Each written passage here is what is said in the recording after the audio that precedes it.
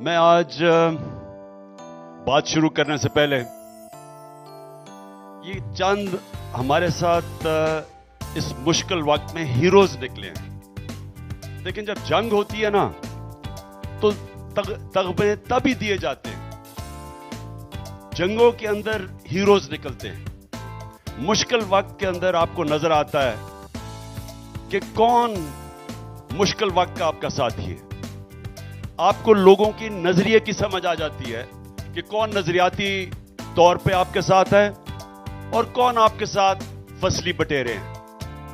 یہ بڑا ایک اللہ کرم کرتا ہے کہ جب ایک انسان کو، ایک ملک کو، ایک پارٹی کو جب یہ اونچ نیچ سے گزارتا ہے، مشکل وقت سے گزارتا ہے، تو اس میں لوگوں کی پہچان سامنے آ جاتی ہے. اللہ قرآن میں کہتا ہے کہ میں تمہارے ایمان کو بار بار مشکلوں سے آزماؤں گا. کیوں اللہ ہمارے ایمان کو آزمانا چاہتا ہے؟ مشکلوں سے. کیونکہ وہ جب امتحان آتا ہے، جب مشکل وقت آتا ہے، تو جو ایمان والا آدمی ہے وہ اللہ پہ ایمان رکھ کے مشکل وقت پہ صبر کرتا ہے. کیونکہ قرآن کی آیت ہے ہر مشکل کے بعد میں آسانیاں پیدا کرتا ہوں. تو ان میں صبر آ جاتا ہے کہ ہاں ٹھیک ہے، مشکل وقت ہے، میں اسے نکل جاؤں گا. وہ پھر ہر قسم کی مشکل برداشت کرتا ہے. اور ہمیشہ یاد رکھیں اپنے نبی صلی اللہ علیہ وسلم کی سیرت، ان کی زندگی، ان کا شریعہ، ان کی سنت. کیونکہ دنیا میں ان سے کوئی عظیم آدمی نہیں آیا. اللہ جب کہتا ہے ان کے راستے پہ چلو، آپ کی بہتری کے لیے کہتا ہے. اللہ کو تو کوئی فائدہ نہیں پہنچا سکتا. ہمارے لیے یہ ہے کہ جب آپ ان کی زندگی کسے سیکھ کے عمل کرو گے تو آپ زندگی میں اوپر چلے جاؤ گے. جو معاشرہ ان کی سنت پہ چلے گا، چاہے وہ مسلمان ہو یا نہیں ہو، وہ اوپر چلا جائے گا. کیونکہ وہ رحمت للعالمین تھے، سب انسانوں کے لیے رحمت بن کے آئے تھے. یہ آپ نے بڑا غور سے سمجھنا ہے. اگر یہودی زیادہ انہوں نے جو ہمیں حکم کیا کہ کیسے زندگی گزارنی، اگر وہ چلیں گے وہ اوپر چلے جائیں گے. اگر آج اسکینڈینیویا کے اندر خوشحالی ہے تو وہ زیادہ تر اس مدینہ کی ریاست کے اصولوں پہ چل رہے ہیں. وہ ہمارے سے زیادہ آگے ہیں. وہ عدل اور انصاف ہے، انسانیت ہے، فلاحی ریاست ہے، میرٹ ہے. وہاں ظلم نہیں ہے، وہاں قبضہ گروپ نہیں ہے. اللہ کا برکت آ جاتی ہے ان معاشروں کے اوپر، کیونکہ وہ بھی رب العالمین ہے، سب انسانوں کا رب ہے. تو یہ آپ نے بات سمجھنی ہے. علامہ اقبال یہ سمجھانے کی کوشش کرتے رہے، لوگوں کو، ہندوستان کے غلام مسلمانوں کو جگانے کی کوشش کرتے رہے، بتاتے رہے کہ ایک دفعہ ہم عظیم قوم تھے. کیوں تھے؟ وہ کون سی صفتیں تھیں جنہوں نے ہمیں عظیم قوم بنایا؟ اور آج ہم کیوں غلام بنے ہوئے ہیں، چونٹیوں کی طرح زمین میں پھر رہے ہیں، جن کی اہمیت ہی کوئی نہیں ہے. تو آج بھی جو علامہ اقبال نے کہا تھا کہ مسلمان معاشرہ صرف اوپر تب جاتا ہے جب وہ مدینہ کے ریاست کے اصولوں کے اوپر چلتا ہے. اور وہ اصول سب کو، آپ کو پتا ہونا چاہیے، میری پارٹی کو، میرے کارکنوں کو، سب کو وہ اصول پتا ہونے چاہیے کہ وہ کیا اصولوں کے اوپر انہوں نے وہ ایک ریاست قائم کی تھی جنہوں نے دنیا کی تاریخ کا سب سے بڑا انقلاب لے کے آئے تھے. سب سے پہلے عدل اور انصاف. سب سے پہلی چیز، انسانی معاشرہ بنتا ہی نہیں ہے اگر عدل اور انصاف نہ ہو. وہ پھر جانوروں کا معاشرہ بن جاتا ہے. مائٹ از رائٹ، طاقت کی حکمرانی جو آج پاکستان میں ہے. یاد رکھیں ہم انصاف کے انڈیکس میں 140 ملکوں میں پاکستان 129 پہ ہے. صرف 11 کم ہے سب سے ناانصافی والے 140 ملکوں میں. ہمارا وہ آج حالات ہے. اور اسی لیے آج خوشحالی پاکستان میں نہیں ہے.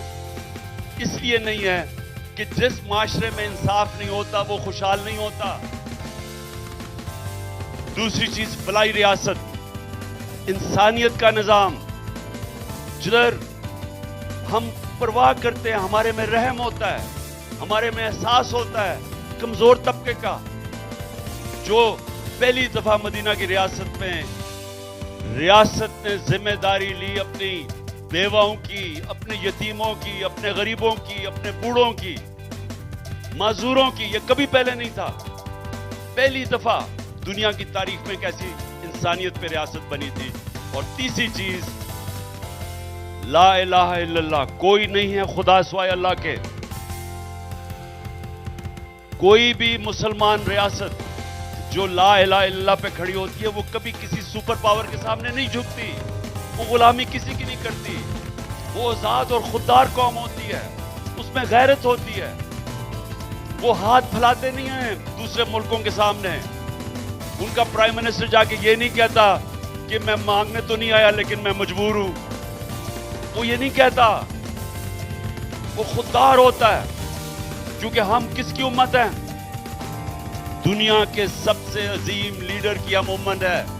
نبی صلی اللہ علیہ وسلم جب 2 سپر پاورز تھیں، ابھی مسلمان تھوڑے سے ہی تھے، وہ خط لکھتے ہیں ایک سپر پاور کے سربراہ کو اور پھر دوسرے سپر پاور کے سربراہ کو، اور اناؤنس کرتے ہیں کہ میں اللہ کا پیغام لے کے آیا ہوں. اور اگر تم مانو گے تو اپنی بہتری کے لیے اس پیغام پہ چلو گے، نہیں تو تم تباہ ہو جاؤ گے. اور وہی ہوا. 10 سال اس خط کے بعد دونوں سپر پاور سے گھٹنے ٹیک دیے. یہ تاریخ کا ایک حصہ ہے. کبھی ایسے نہیں ہوا. تو اس لیے میرے تحریک انصاف کے کارکنوں، ہمیشہ سمجھنا کہ آپ ایک نظریاتی لوگ ہیں. آپ کا نظریہ کیا ہے؟ آپ کا نظریہ ہے جو کہ جس میں یہ پاکستان جس نظریے پہ بنا تھا، اسلامی فلاحی ریاست، اور وہ تھی ماڈل تھا مدینہ کا.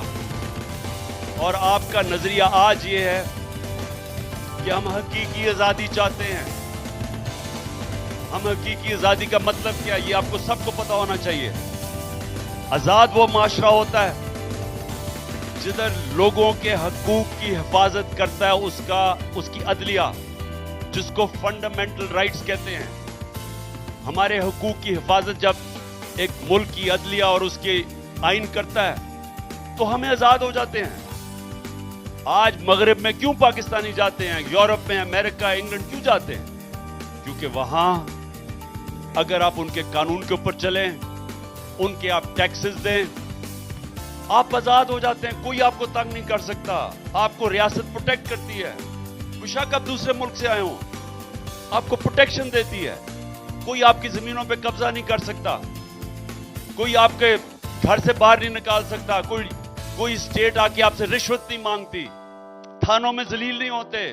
وہ تھانہ کچہری کی پالیٹکس نہیں ہے، پروٹیکشن ہے، کیونکہ وہاں انصاف ہے.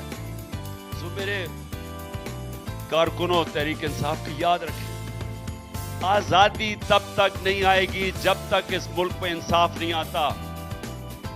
اور انصاف تب آئے گا جب قانون کے سامنے سب ایک برابر ہوں گے.